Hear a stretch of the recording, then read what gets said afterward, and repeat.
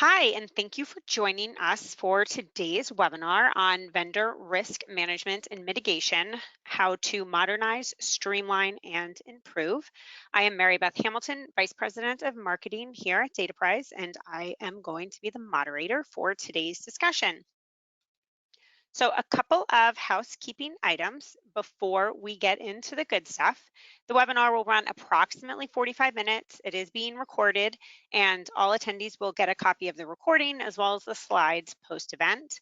We also ask that you submit any questions now or throughout the presentation or at the end in the question section in GoToWebinar. We love questions, so please feel free to submit them as you think of them, and we will address them at the conclusion. Next, just a quick snapshot. If you don't know Dataprise, we are a leading strategic IT solution provider to mid-market organizations across the United States. We offer a range of services, and you wouldn't be surprised that cybersecurity is one of them. We are joined today by one of our partners, Edwards Performance Solutions, and their Director of Commercial and Cybersecurity Programs, Brian Hubbard. Brian, thank you for joining us. Edwards aims to empower organizations through business performance solutions and by delivering the highest quality services. And as you would expect, some of those areas include vendor risk management, cyber vulnerabilities, and other areas of consulting.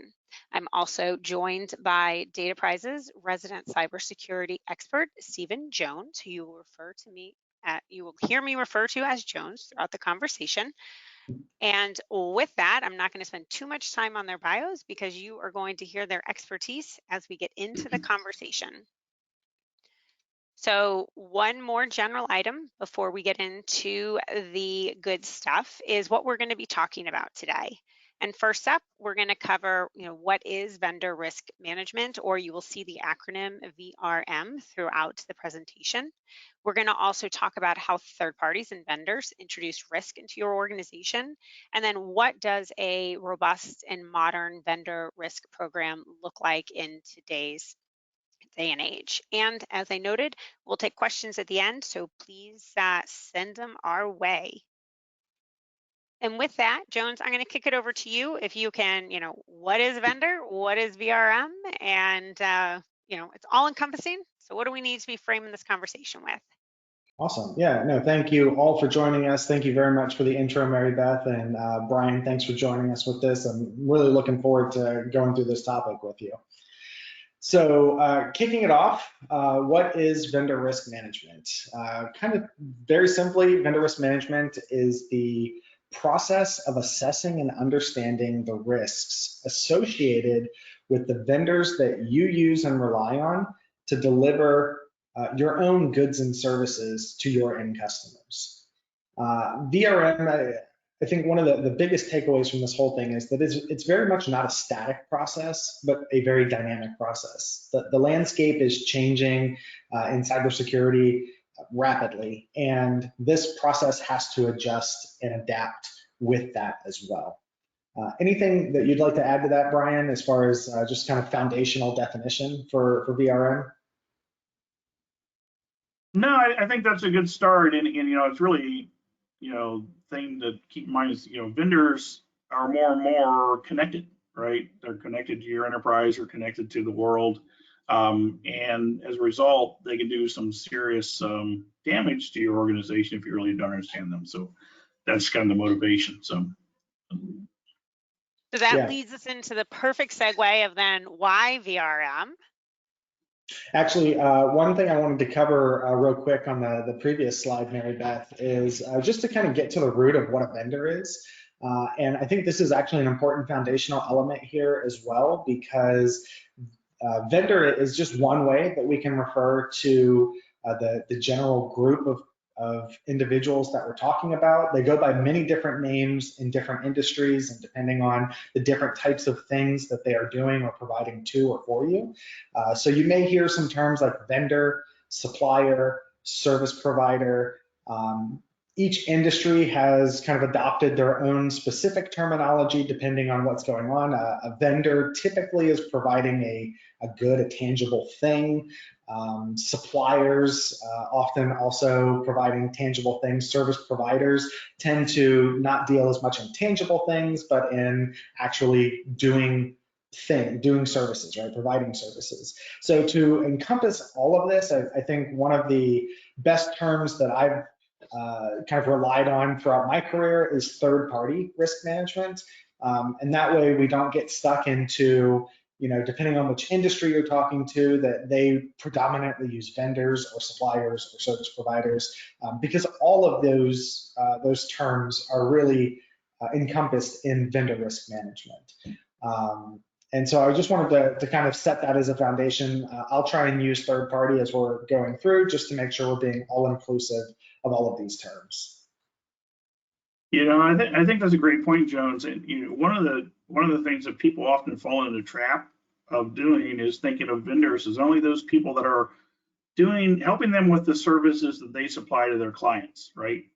They don't think about their building maintenance. They don't think about the fact that the HVAC system is connected to the internet.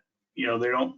Those are the kind of things that are still vendors, and they still provide risk to your organization. So that third-party characterization is a great one, because it does encompass all of those people, and not just the people that you would think of as helping you supply the services of your company. Yeah, no, absolutely fair point.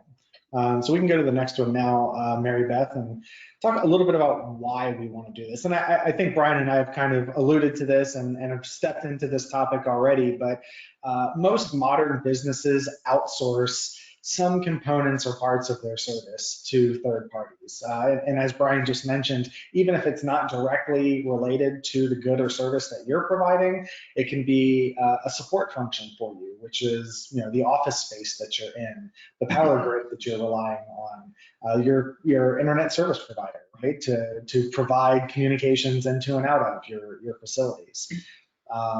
And so because of that, and because of the prolific nature of the fact that if you're running a modern business, you are most likely relying on some sort of outside components, services, goods. You need to understand the risks that all of those vendors or third parties are posing to your business. And ultimately realizing that a supply chain or delivery failure from a third party can cause significant impact to your business. And the level of that impact is really dependent on what they're providing to your business. So without a VRM program, you really wouldn't have a quantifiable way to understand the risks that you're taking on as an organization, the potential impact to your business if one of these partners or vendors has a substantive failure or inability to deliver, and also the downstream effects that has on other customers, right? And there's lots of examples that we could use there, but you not able to deliver your good or service can actually have a detrimental effect to somebody else that's relying on you, for whom you are their vendor, right? So that's really at the core of why we really need to focus on being able to do this in a modern connected world. There's lots of risk that you're accepting that you don't even really may not understand. And I would imagine if you don't identify those in advance, it's much more difficult to respond to them when a risk is introduced. So another advantage of why you need to be forward thinking and prioritizing which vendors you consider. Brian, anything else to add on this one? No, just to add on what you just said. Even understanding the risk helps you know what to do when there's a breach. So if you don't know what the vendor does for you, and it causes a disruption, you're going to have a hard time finding it because you haven't analyzed that risk up front. So that's some good points. All right.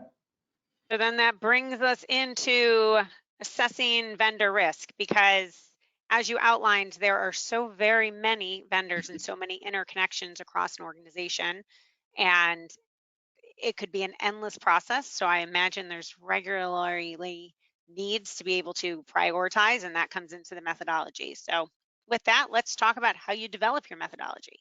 Yeah, absolutely. So developing your vendor risk management methodology is really the first important step, and that is that methodology encompasses all of the components that are going to go into how you run your VRM program. There's a lot of questions that you need to ask here to kind of arrive at your methodology.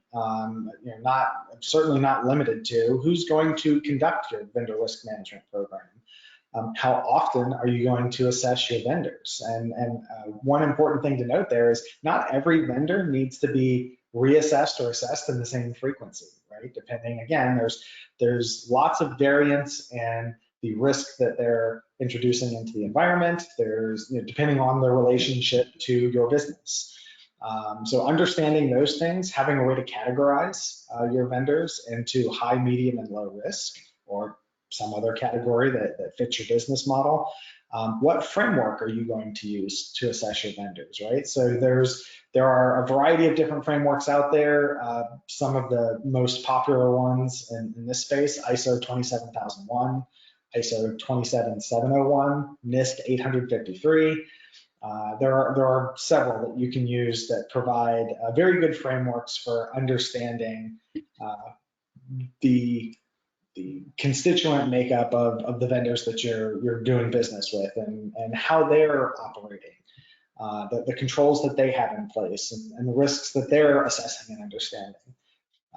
Some additional things: who's going to review the assessments once you do them? Who's going to accept the risk, and who's going to be in charge of mitigating those risks? What levels of risks are acceptable to your business, and which ones aren't, right? Which ones are going to predicate finding another vendor, right? That's somebody with a lower risk profile than the one you may be currently doing business with or attempting to do business with. So methodology is a good first step to just really understand from a business perspective how this program is going to fit into your business, how you're going to actually leverage it, and who's going to be responsible for it.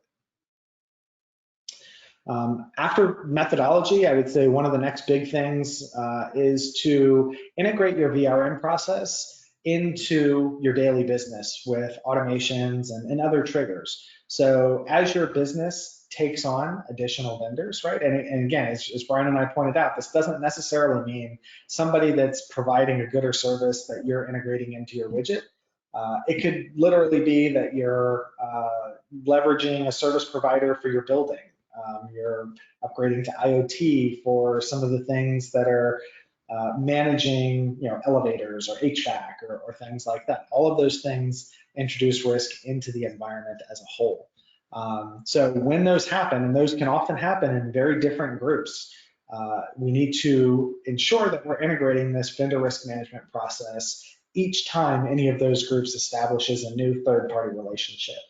And I would say that's going to be probably the second most important thing once you have a methodology, is ensuring that it's tied into your business and that you're actually using it. And then lastly is creating the metrics to report on what you're finding. The whole methodology, running through and assessing all of your vendors, doesn't do a lot of good if you're not taking the data out of that to be useful, to make decisions, and to influence the way your business is operating. So creating dashboards, metrics that your business can consume all the way up the chain to understand, again, your risk profiles and the risks that you're taking on, accepting, and mitigating.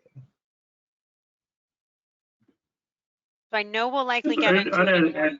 Oh, go ahead, Brian. You're probably going to answer what I was going to say. Go for it. Yeah, I'll add one thing into this one as far as the methodology selection. Your industry might drive that, right? So, for example, if you're in the automotive industry, there's a program called TSAX that you probably have to fit into. Don't ask me to expand that because I can't. But it's an acronym. But it's and that's an automotive industry standard. There's a filmmakers industry standard. There's all these industry standards for this. So it's not only important to help that probably if you're in one of those industries, you probably know about those. But if you're a supplier to one of those industries, your vendor risk management program might actually be shaped by the methodology, the risk management methodology that those organizations that you're selling into are actually pursuing. So you have to take all of that in consideration when you're developing your own internal industry or your own internally specific methodology. And that's a good lead in. With the developing of the methodology, how often is that one of those that once you've defined it, you take a look at it annually to confirm it still aligns with your industry and your business? Or how much time variables come into you having to readjust your methodology? Well, for me, what I advise people is always sort of be in that continuous improvement mindset of adjusting the methodology as you go. It doesn't mean that you necessarily, let's say you pick a methodology, you develop a questionnaire for your vendors or some method of assessing your vendors. It doesn't mean that if you change your method that you immediately go back to your vendors and make them fill out a questionnaire again. That's going to drive vendors away. So, it may be maybe something that gets updated in that vendor's next cycle, but it may be in your methodology almost immediately. So it really depends. Got it. Yeah, the only thing I would add to that is just staying aware of the trends that are going on as new risks and new types of risks are coming out. Those are things to just keep an eye on and to integrate. You may have multiple new trends that pop up in a single year, necessitating that there's an update to the methodology to assess for these types of risks. But you could have a year where there isn't a lot of substantive change. So I think that's the really dynamic nature of the program, is that it's not a set it and forget it thing. It really does require just some due diligence and somebody actively monitoring and maintaining it to ensure that it aligns with what's going on in the real world. Yep. So with that one, if we move over to how vendors introduce risk this year in particular, we've seen new examples of why you may have to think about that and where you have to do assessments. So Jones, can you take us through how they introduce risks and then some examples that we've seen in real life? Yeah, sure. So I'd like to use an actual real world example here to target the operational way that a vendor can introduce risk. So very recently, there was a global news event with the compromise of the Kaseya RMM tool. Not picking on Kaseya specifically, there are lots of other RMM tools that have had very similar outcomes. All of these stories kind of fit into how that vendor introduced operational risk into end clients. So there are lots of MSPs that leverage an RMM tool, Kaseya specifically, in the most recent real world example, where the compromise of the Kaseya tool ended up with ransomware being pushed to customer machines, directly to customer machines, causing a very large ransomware event. And I believe still to date is unprecedented in size and scope. So that is an actual operational risk. Kaseya ended up shutting down a lot of their services, which meant that MSPs that were relying on that Kaseya RMM service could no longer provide services to their customers, right? So the management and monitoring of those endpoints was no longer possible. So for 2 weeks, there were MSPs all across, lots of businesses all across the world that had operational impact due to their relationship with a third party. And again, that is not always something that people look at in that perspective, but this is really why VRM is very important, to understand that you have a vendor that has direct access to your end customers' machines. And that means there is the ability for them to have operational impact. That could also have financial impact, right? Because you're now unable to deliver a service that could impact your ability to collect revenue for those services. So just a way to think about it, and I really wanted to use a real world example there to drive home the point of just how common that is. And there's lots of vendors, insert, Control F, replace Kaseya with ServiceNow, with AWS, with any other provider of these services, and you can have absolutely operational impact from a compromise or failure of an upstream vendor. Excellent. Brian, do you have additional perspective to share on this one and where you're seeing it? Yeah, I mean, another thing to consider is, your vendors introduce risk also by who they do business with. So when you're setting up your contracts with vendors, one thing to consider is how is that going to cascade down to anybody they outsource to? Many years ago, I had a sit down, I won't name the bank, but I had a sit down with a CISO of a major financial institution, let's just call it that. One of the world's biggest financial institutions. And they said, post 9/11, they had this business continuity process that they had to outsource. When they outsourced a major critical data function, it had to be outsourced to 2 different companies in parallel. So we had to have dual processing and everything going on. So they did that. And then, but what they failed to do in their vendor risk management program was consider the cascading risk. So those 2 vendors that they outsourced it to additional vendors, and then those vendors outsourced it, and so they had 3rd, 4th, 5th, 6th party risk that they weren't looking at. And what they discovered from a business continuity perspective when they did an audit was that all of those functions came down to one geographic block in a very rundown part of a city in India. And so if power went out in that block, they would have lost that entire critical function. So it's luckily it didn't happen, because that would have caused a major rippling effect, but it made them change their whole process. So it's just that you need to understand who your vendors are doing business with, so that you can understand what other risks they might pass on to you. It sounds like at some point, though, there has to be prioritization in that, because it could be an endless cycle. And I imagine whatever bank you're referencing had significant resources. But as we go through this, it'll be interesting to hear how, mid-size and mid-market organizations are able to tackle this if there's a finite amount of time and you need to prioritize your risks to make sure that you're placing your efforts and attention in the right areas. I mean, I think the point of that is that just making sure that your ecosystem that you're building around your business, that you understand it, and that you're proactive in understanding it, and not finding out at when there's a major problem that there was some change in your ecosystem you didn't know about. So it's just that proactive nature of it is how you can help to stop that. But and that's regardless of size, right? It's kind of building that culture, that thought process of how everything works together. Right, and I likely where your methodology comes into it, and that due diligence requirements that you have in the front, that you will only work with vendors that meet X, Y, and Z, is so critical, because then that helps alleviate blind spots in the future, I would imagine. Yeah. So with that, I'm skipping ahead. Let me go back one. So this reinforces many of the topics that we touched on earlier, but Brian, what do you see as far as what the VRM programs are driven by here?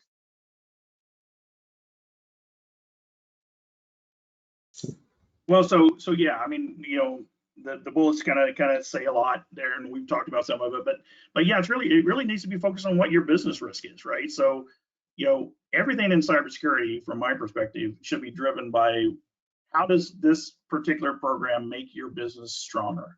How does it help you do business? And same with vendor risk management. So, it needs to be focused on your business, and it needs to be tailored to your business. And, and it needs to also focus on what is the vendor doing for you? What kind of data is it providing? What kind of services are they providing? The things we talked about earlier. And are you regulated either by your industry or by the government in some way that dictates how your vendor risk management program should be structured? And industry perspectives are real. And like I said earlier, it's not just the industry that you have sort of categorize yourself in, it's also driven by the industries that you're playing with, right? So if you're supplying to healthcare, you have certain regulatory concerns potentially, depending on what you're supplying to healthcare.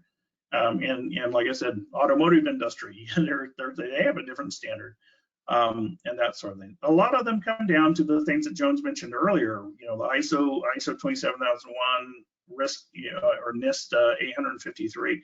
A lot of these standards that are out there in industries are really coming back to those common points. And this cybersecurity framework is driving a lot of the programs that you'll see in financial services in New York, for example. It's all based on the NIST cybersecurity framework. So if you're supplying into that ecosystem, you have to be compliant in certain ways with that, and that includes a vendor risk management program. So, Jones, anything else to add on this one? No, I think Brian hit it square on the head. So now if we take that and we get into, okay, so we've outlined why we need it, what are some of the drivers, then what is the approach that organizations could take, particularly now that we know what the landscape looks like? cool. So, yeah, so Jones, you want me to talk to this one? Yeah, absolutely. Sure. So, when thinking about how to structure your program, what I like to do with an organization is kind of start, and this kind of seems obvious, right? I mean, you design it, you plan it, you execute it, you remediate it. So first of all, the design, again, it needs to be driven by your business, and it's going to be driven by all the regulatory concerns. It's also going to be driven by your appetite and your ability to manage the program. So when designing up front is very important, because you want to design it in a way that can be supported through a life cycle, so that it doesn't just become a one-time shot and then you forget about it. It also needs to, in that design process, you need to be thinking about your organization. So if you're a mid to large size company, maybe you have multiple divisions. I've worked with several universities that have multiple divisions, research organizations that have folks that just go out and do cool things. Well, that's all great, but if those folks don't understand how you're designing your vendor risk management program, you haven't educated them on it, you might find it getting bypassed and it becomes an after action plan as opposed to a proactive plan. And then planning that process, you want to design it and plan it in a way that is, minimal effort for you, that it's adaptive to change, that you can actually leverage technology where you can to help you with this thing. If you have hundreds of vendors or even tens of vendors, you might want to have some sort of automated process to actually communicate with those vendors, questionnaires if you use questionnaires, or that back and forth that you're going to have with vendors, so you can actually track it and understand your risk. And then there's also if you do use a questionnaire, you need to understand what questions do you care about the most, and how do you score it. Now, of course, you don't have questions in your questionnaire that you don't care about, but there should be some kind of a scoring methodology associated with that. And then in execution, distributing it and working with your vendors to make sure that they actually can answer the questions if you're distributing a questionnaire, and then analyzing those results and then managing that process on an ongoing basis, because there's going to be issues that come up. So if the issues with the vendors come up, you need to actually work with the vendor to remediate it. You don't want everything to just be black and white. If you don't do this, we're going to just stop doing business with you. That's not always a good option. And if you've already selected that vendor to do something for you, you probably did it for a good reason. So you want to work with that vendor to remediate those issues and track those issues that come up through the life cycle. So an issue might be something like, hey, you wanted them to have a solid access control policy, and they just don't have anything documented. So say, could you document an access control policy, as part of your program, and then report back to us when you have it done? So that kind of ongoing life cycle analysis needs to happen so that you know how your vendor risk is changing over time. And it might go in the opposite direction too. You want to have things in your process that also make it incumbent on a vendor when they have a risk issue, when they have an issue happen, they need to, there are certain ways that might get triggered in order to be reportable back to you, so that you can adjust your risk analysis of that vendor based on something that might have occurred. And I think we'll talk about it later, but there's some ways to do that. There's some services out there actually that can help us with that. But it's something important to design in, plan in, and then in execution actually take advantage of. Perfect. So we've covered those big 4 buckets. Now we'll get into some depth of what organizations need to be thinking about through each one of those phases. And the first one is outlined is design. So, Brian, if you want to kick us off, and then Jones, please jump in on, key areas in this design component. Yeah, great. So, like I said, the first thing when I step into an organization to help them with a vendor risk management program is to really understand their business, right?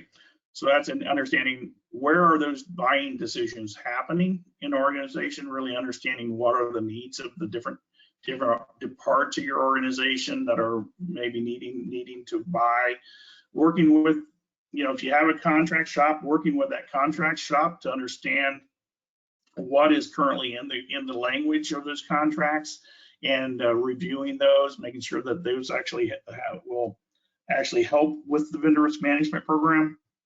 Because if you have you're going to have resistance, right? So if you have vendors already in place and they have signed 5-year contracts, and you come back to them and say, hey, now we want you to do a participate in our vendor risk management program. What's their motivation for doing that? They've already locked in their, that would be something extra you're asking them to do, and you'll have to evaluate, do I need to wait until the next contract cycle and make sure that language gets in there? Or is this something that we need to have a negotiation about? So anyway, working with the contracts is critical, and then understand what data is really flowing in and out of that vendor to understand how they should be ranked in your risk tiering. Jones had talked about low, medium, high. There might we also use a five-point system, but it's whatever's right for the business. Again, it doesn't have to be one way or the other. It's what makes sense. Like I always joke and kind of say, well, if you might care about your toilet paper supply company, or you might not. They're a vendor. They need to be cataloged, right? So that's the other big thing is designing, is you need to catalog who your vendors are, so you understand how to work with them. And then as you risk tier them, you can stratify. You need to account for all those vendors. So even if it's somebody who supplies your sugar for your donuts, categorize them, because that could affect your business, right? It might not be a data flow in and out, so you may not be sending them the same kind of questionnaire or have the same expectation, but you're still going to want to know some things about them from a risk perspective.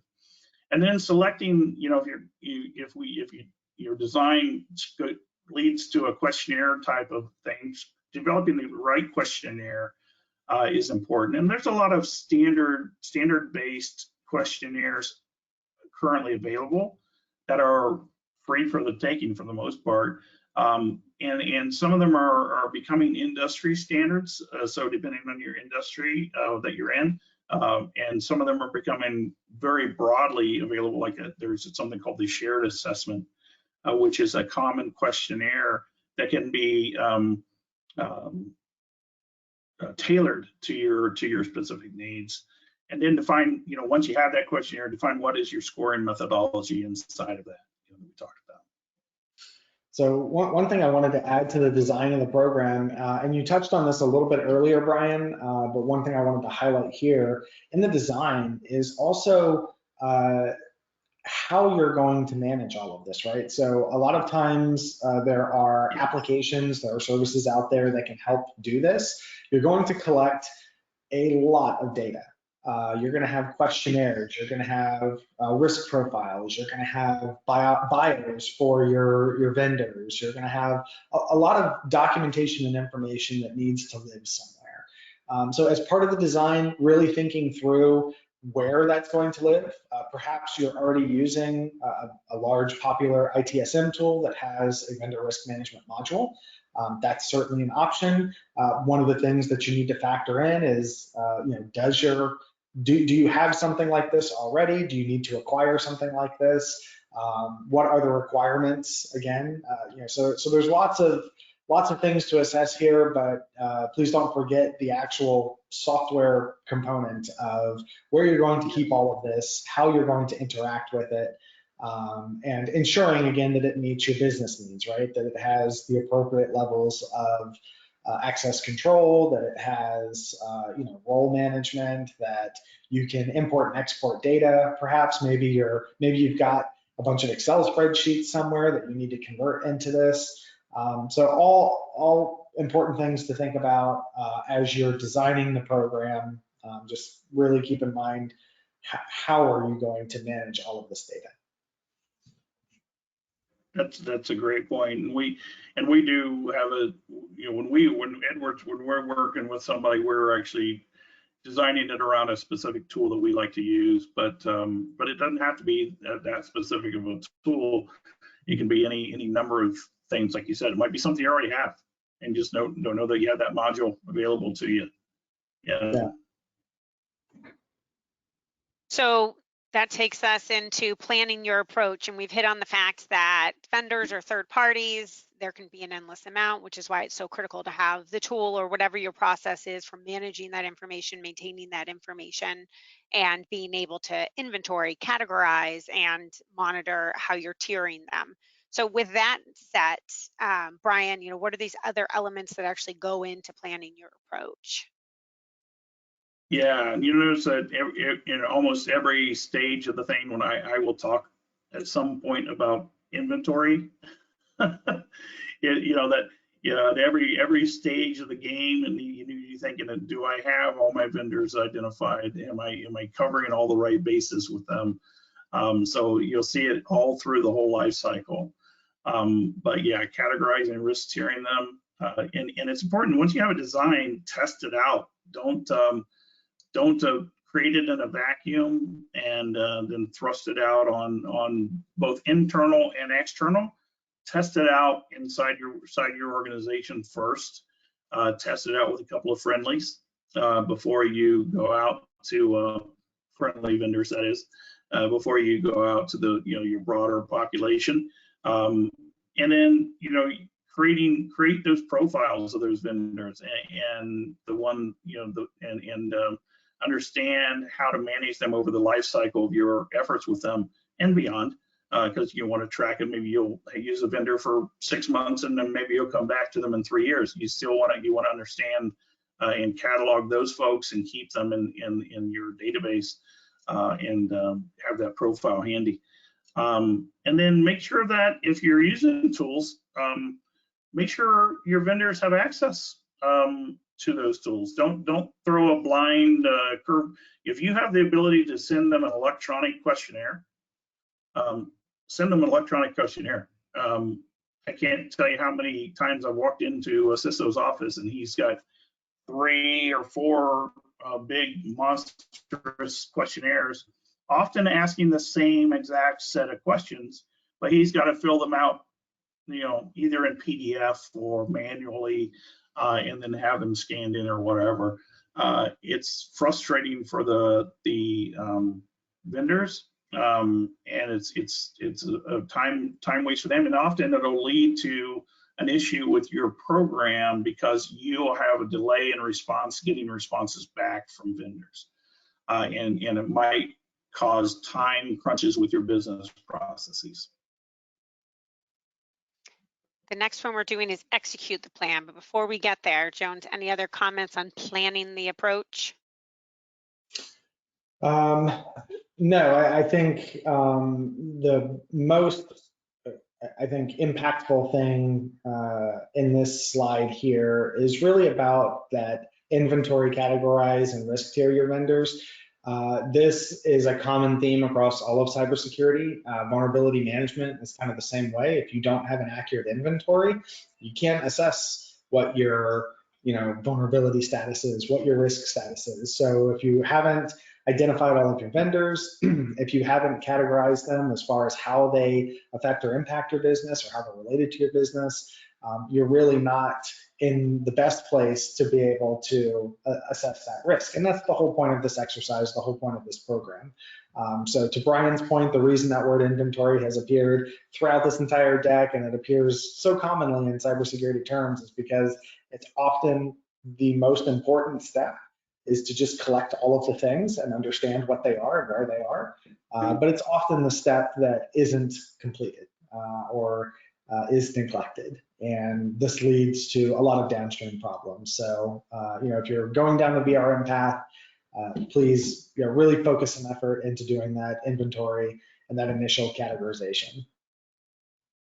Yeah, and a lot of times, smaller, do the upfront work. A lot of times smaller organizations will think, I only work with a handful of vendors and I know them. It's, it's Joe down the street, it's Sally. But if they actually go through the inventory exercise, their list gets really, really long, really fast. And, when you start to go department by department or business process by business process, that list grows, and a lot of times people are surprised that, oh yeah, I forgot about them, and oh yeah, we do that, and oh yeah, that's pretty critical. So you just have to think through it, and like you said, Mary Beth, it needs to be part of the process and part in their minds. So they've done the upfront work, they have their plan, their vendors have access to the questionnaires, they start sending them out. Now, what are the next steps as part of the execution? Yeah, the next step is stay with them. Don't leave them out there on their own. Distribute the questionnaires, but then follow up with them and help them address issues as they arise. Because a lot of times, a question might be in there that the vendors aren't ready for, and they might have considered it a curveball, and they really don't know. You should be ready to kind of help coach them through answering your questions, because not everybody's going to understand how to answer them.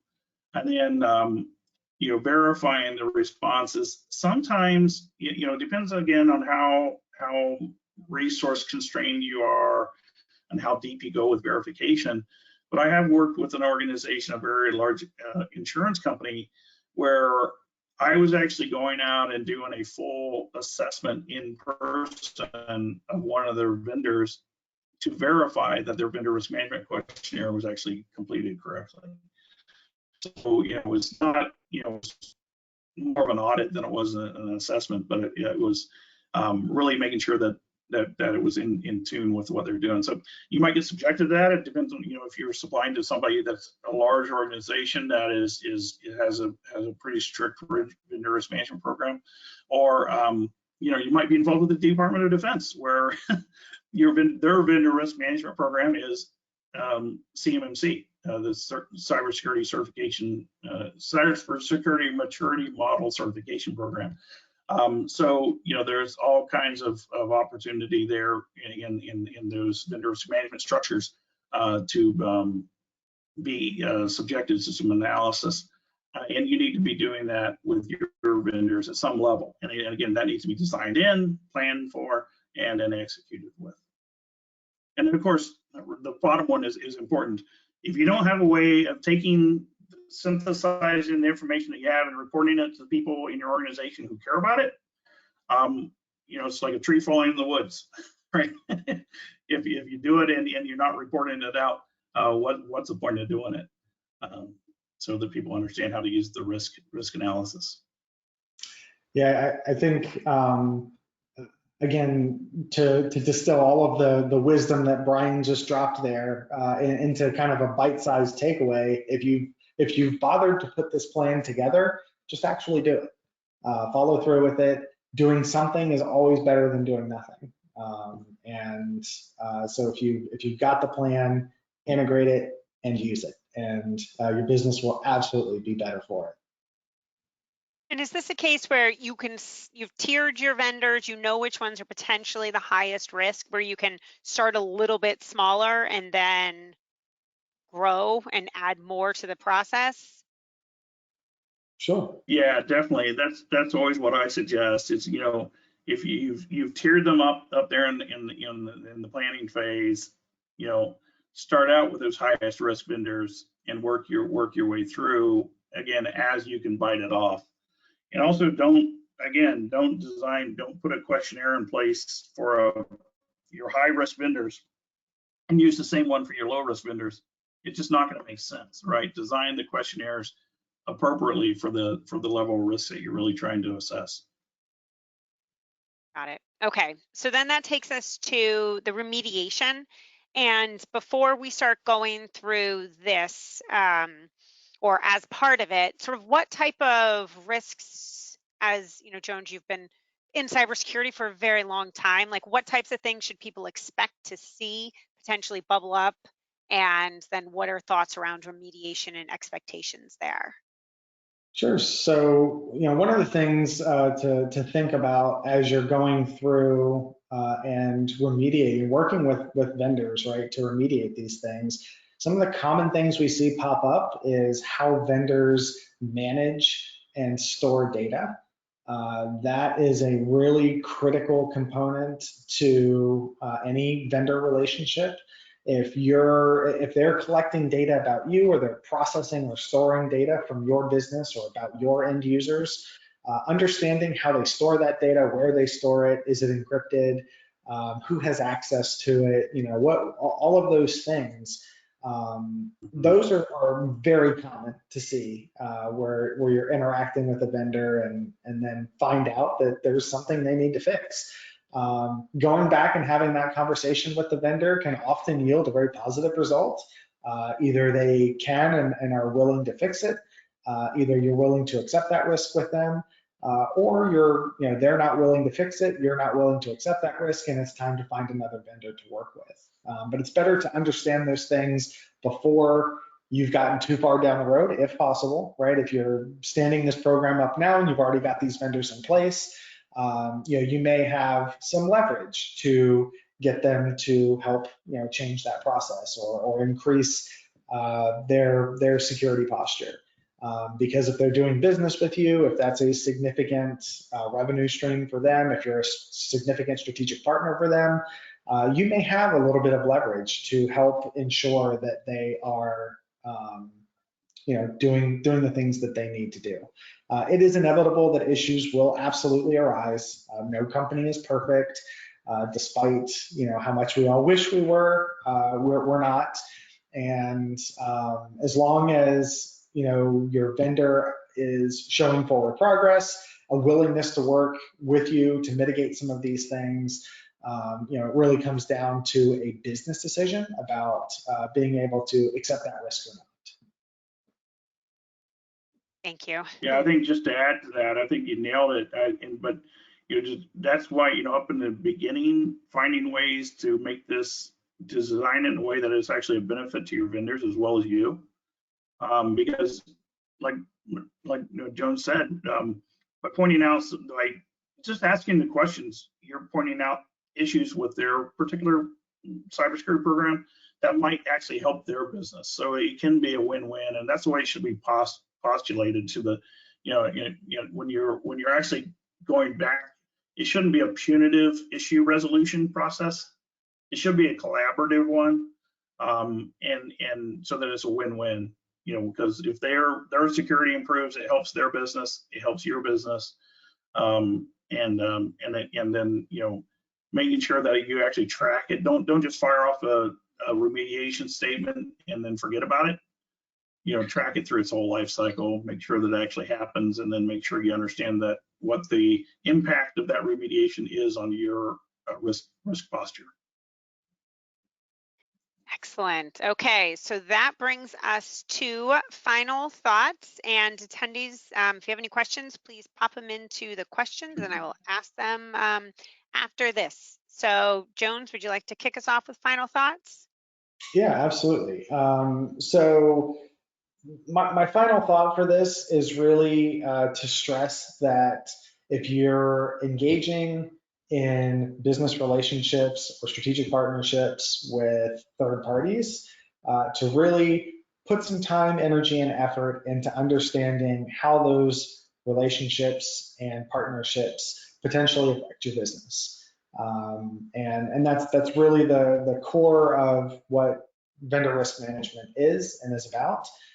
This is such a dynamically, rapidly changing thing that it's not good enough to think you're okay. It's not good enough to just believe you're okay. It really requires the due diligence of putting the work in. And even if the program isn't perfect, right? This as Brian and I had discussed, there are many facets to this. There are many pieces. There are many people that need to be involved. But doing something is always better than doing nothing, right? So even if you can't eat the elephant in one bite, that's okay. Take a piece of it that you can consume and do that piece, and then add on to it. And over time, add on and add on and add on until you have arrived at a place where you have a functioning vendor risk management program.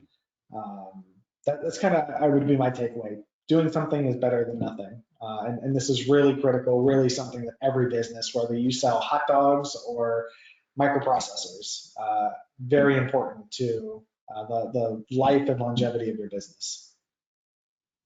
Thank you for that. Brian, over to you.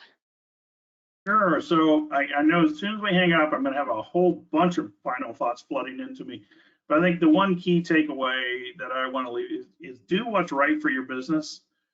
Don't let somebody dictate to you that you have to do some big cumbersome program, right? You design it the way your business is best suited, and then follow through. And like Jones said, you don't have to, and this is true of all of cybersecurity, by the way.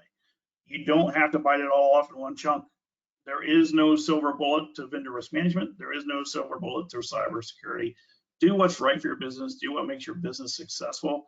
Doing nothing is not an option for success.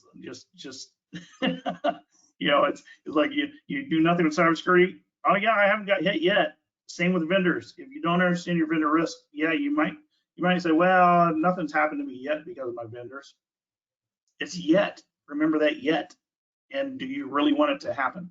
So be proactive and do what's right for your business.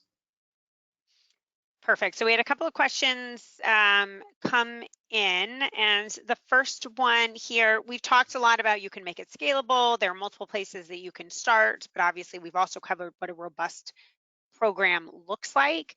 So, what are organizations, or what does my organization need to be thinking about in terms of time and resource investment if we try to do all of this in-house? So, Jones, do you want to, kick us off? Yeah, I can provide my take on that, and I would love to hear Brian's as well. I would say that there is, since this is, I think we've tried to be very clear that this is not a one-size-fits-all thing. This is a very dynamic process. So it's really difficult to give a discrete answer to that. But I would say that what you need to do is kind of reverse engineer that statement and look at what resources you can dedicate to it, what resources can participate into it, and then assess what those resources can accomplish. So if vendor risk management is this much and you can do this much, do that much, do that part, right? Start designing, start planning, maybe try to identify at least the top 3 highest risk vendors. If you're super strapped for resources and time, pick a few and start there. Develop a questionnaire, start having those conversations, because the result of that is going to be increased knowledge, better information that you can then make business decisions with. This can take multiple years with a small staff. It can take multiple years with a large staff. So don't get discouraged that, this is not a quarterly project, something that you're going to knock out by the end of the quarter. This is not an annual project. Once you start it, it's a living project. It will go on in perpetuity because too many things change, including your business and the people you're doing business with. So I'm sure once organizations get into it and they realize the scale, Brian, that's oftentimes why Edwards is brought in, because they at least realize there may be a need for a third party to support. Is that an accurate sort of assessment? Yeah, I think so. Well, or even getting in on that decision making, or that early aspirational phase. Hey, I need to have a vendor risk management program together. Bring in some outside voice to outside analysts to come in and help you figure it out. And then maybe you can do it all yourself. Maybe a small investment in a piece of automation and you run it by yourself. Or maybe it becomes this big thing and you outsource the whole thing. It can be any number, like Jonah said. It really is going to scale to your business, but do what's right for your business. And again, there's lots of resources available to help and figure it out. And there's a lot of just a little web research will help too. There's a lot of cheat sheets out there essentially for vendor risk management. So take advantage of those if you're going to try to do it all yourself as well. Got it. And this is another question that came in is, what if my vendor doesn't want to participate and the agreement that we have with them doesn't require them to participate? What type of arm twisting can you do? Yeah. Right.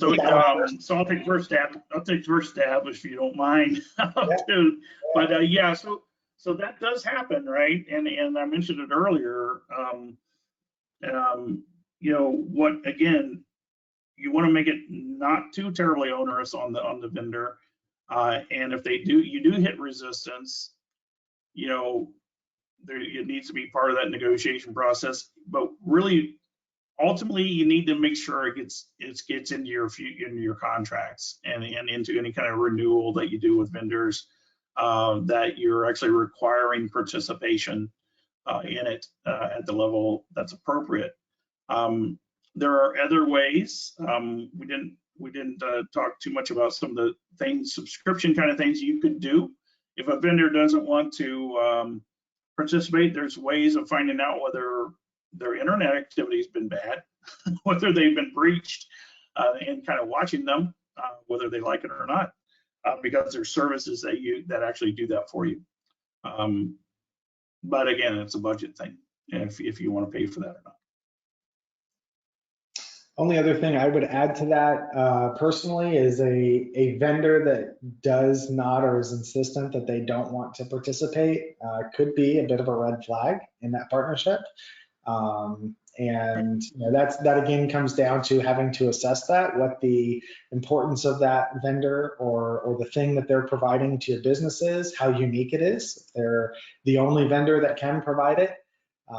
Or if they're the most strategically placed to provide it. You obviously have some business decisions to make there, but I think it really doesn't speak well of a vendor who does not want to participate, especially if you haven't made it an onerous process. To Brian's point, that could indicate that there may be some problems there. But again, something that you need to do the right thing for your business. I actually really like the takeaway, the tagline that Brian had, do the right thing for your business. And that's something that each business is going to have to assess. Yeah, I mean, I don't think in too many contracts, there's probably out clauses, or you don't have to keep buying, from them. So. True, but it highlights the importance of operationalizing this process so that when you are at that contract point, whoever's negotiating that contract is forward looking to recognize that may be a clause that you want to insert into it so that you have a lever there if you need it. And that's why it's very important to get all of those aspects of your business. It can't just be the security guys running around trying to do this. It's got to be throughout your whole business infrastructure. of in putting the stuff in. So if you have a contract shop, your lawyers should be involved. Your certainly if you have departments, your departments all need to be educated on this buying process. So. Yeah, and I would say one other thing too, if you don't have a vendor risk management program now, but it's something you think you're going to add in the future, get that language in a contract now. It's not something you're forced to do, but you're laying the groundwork to make things easier. If it takes you 2 years to get there, every contract you let between now and that 2 years is in a place where they have agreed to participate in that process. So again, be forward thinking. And that's part of that design phase, right? Understanding all of the components that go into making this work. Excellent. So we got one more piece of advice in there before we ended. Well, thank you all for joining us, and thank you, Brian and Jones. The hour went by quickly, and we will get everyone recordings, slides, and contact information if you have questions. So thank you both, and thank you everyone who joined us. Great. Awesome. Thank you, guys. Thanks for having me. Bye.